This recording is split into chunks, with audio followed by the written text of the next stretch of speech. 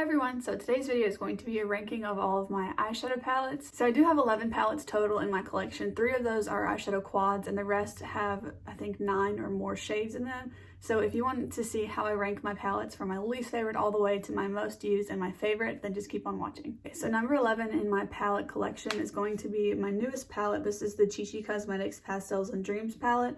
The reason I'm ranking this lowest is because number one, it's not a color story I'm going to reach for every day. I got this to be more of an accent palette or like a just a fun palette to be able to use in my collection because I don't wear color on my eyes every single day. I've only used this palette once, so off of my first impression, I can't rank it any higher quite yet. Number 10 is this palette from Revolution Pro. It's their Diamonds and Pearls palette. This is one of the quads I talked about, and this is what the inside looks like. The reason that this one's ranked a little bit lower is because these two shimmer shades are a bit dry and chunky. They are really pretty on the eyes and I love the two matte shades, but for an everyday basis I want something a little bit easier to use, and that dry formula sometimes just isn't my favorite. The palette that I'm ranking number 9 in my collection actually surprised me, but it's the Aspen Novart X Tart palette.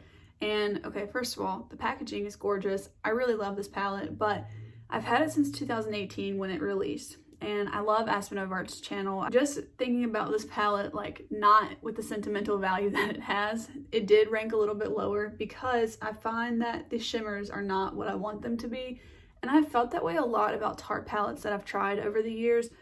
Originally, this palette really stood out to me because I was about to go on study abroad and I took this with me. I got it kind of halfway through my travels of leaving the country. And I went and picked this up. My brother actually got it for me for my birthday, which my birthday would happen when I was gone.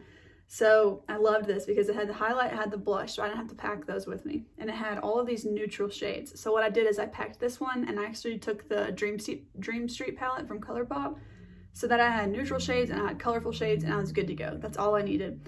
But these shimmer shades are just not what I want them to be, specifically this one here in the middle called Heart of Gold. It's really flaky. I get it all over my face, and even what stays on my eyes when I put the makeup on, in an hour it's on my face. So I really only reach for this palette for the neutrals. Number 8 in my collection is the Colourpop Fame palette.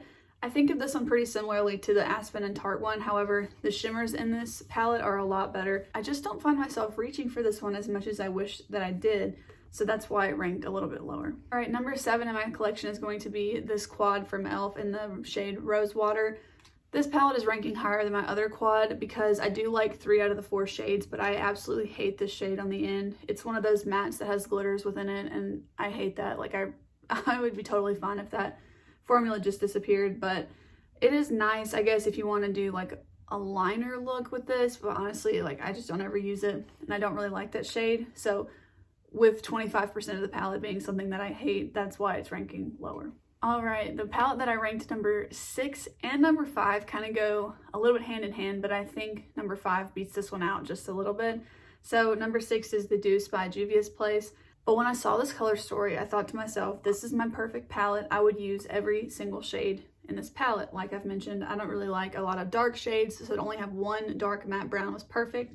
I can use that to deepen up the outer edge of my eye look or use it for a liner. Everything else was perfect. The reason that this one hasn't been my absolute favorite, especially compared to the one right above it, is that this green shade I struggle to use. I want to learn how to use green shades, but I'm not sure if it's because my eyes are green and that it feels like too much green when I wear green on the eyes, but I just feel like if I use this green, it's the only one I use from the palette, and I will go and find other stuff because these two together feel like too much like mint chocolate chip ice cream to me.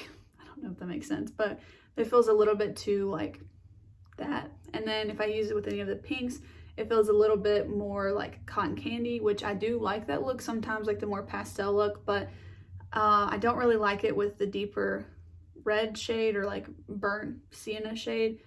And I struggle with it. So yeah, that's why this one's ranking a little bit lower, but I really love this palette. I think all of the colors are very pretty and I like how they work together, minus the green. All right, and that leads me to number 5 in my eyeshadow palette collection, and this is the Huda Beauty Mercury Retrograde palette. So This one ranked a little bit higher than the Juvia's Place palette, which I didn't mention. Another thing I don't like about the Juvia's Place palette is how big those pans are. I wish that that was the size of another 9-pan palette that I'll mention in a little bit, but it's just huge and I don't really like it.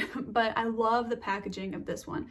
Obviously this has a lot more shades than the previous one, but you see I haven't hit pan on any of these shades, so I just didn't need those giant pans in the Juvia's Place palette. But I love this color story, and this was, when I saw it, just the most beautiful palette I'd ever seen, and I really love it. The only reason it's ranked number 5 and not anything higher is because it's a little bit more colorful, and typically I reach for something more neutral.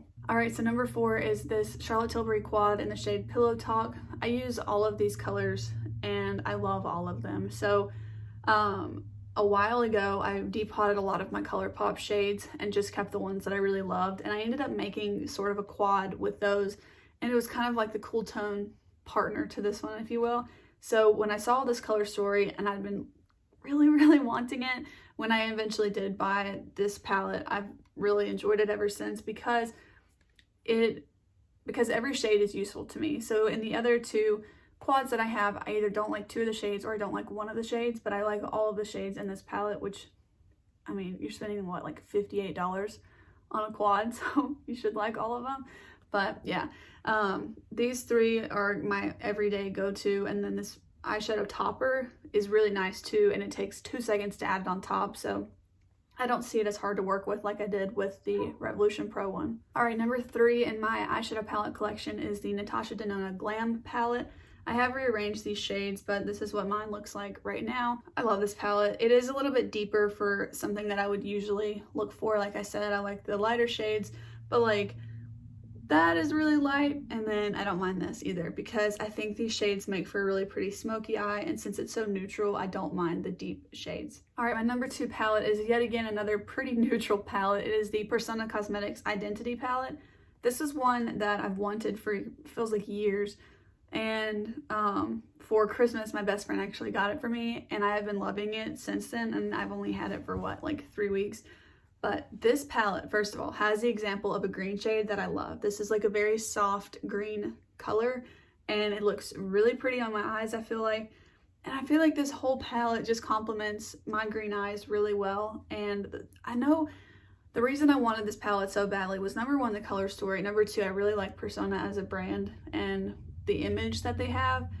And number 3, I'd heard that the shimmer formulas were really unique, and I didn't really understand how, I suppose, because how is a shimmer formula like super unique? But it really is, and you can't really explain it that well. I'll try and swatch 2 of my favorite shades here so that you can see for yourselves like how pretty it swatches, but they're so creamy. And they're foiled, but they don't emphasize any texture on the eyes. So what I've heard is that these are really good for mature eyes, and I can see why. They just have a really nice look to them, and they feel great too. Okay, so my favorite palette, packaging, color story, formula, everything, is the Nude Light palette by Huda Beauty. I love this palette. I love how it's small, it's compact. I know some people don't like how the pans are smaller. I don't really mind that. I actually like that. This color story is perfect for me. So I love that she came out with 3 skin tone options for this palette. Obviously you can use any that you want regardless of your skin tone, but I just love light shades. I don't like to mess around with the deep shades. I even like the medium palette, but I know that I wouldn't get enough use out of it, especially since I have this one in my collection, but it's just so pretty. So first of all, the packaging is gorgeous. I love the size of it. This is the palette that I was referring to when I talked about the Juvia's Place palette as far as size and packaging goes. I think it's gorgeous. I love the packaging. The mattes are perfect. I like the different variation of them. There's no dupe within this palette to itself. So each of the shimmer shades are just gorgeous. They're gorgeous on the eyes. Like, they have the perfect reflect to them, but they're not chunky. They're not super creamy, I will say that. They're a little bit more of a dry formula, but not in a bad way. And I just think this palette is my perfect palette. I've hit pan on the shade in the middle, and I'm pretty close, it looks like, to hitting pan on this shimmer shade here, as well as I'm getting a good dip in the light brown shade and the pink shade. and I have a good dip in this shimmer shade as well. So this is a palette that I definitely get my money's worth out of. I think my grandma actually bought this for me, so I guess I'm getting her money's worth out of it.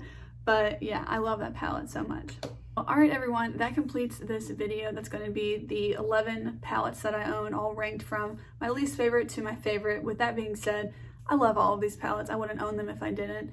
I'm always looking into my collection, decluttering things that I don't use or that don't work for me, and passing them to someone that would be able to use them. Let me know down below if you have any of these palettes and what you think of them and what your favorite palette is, because I would love to check it out. And with that being said, that's it for this video, and I will see you in the next one. Bye!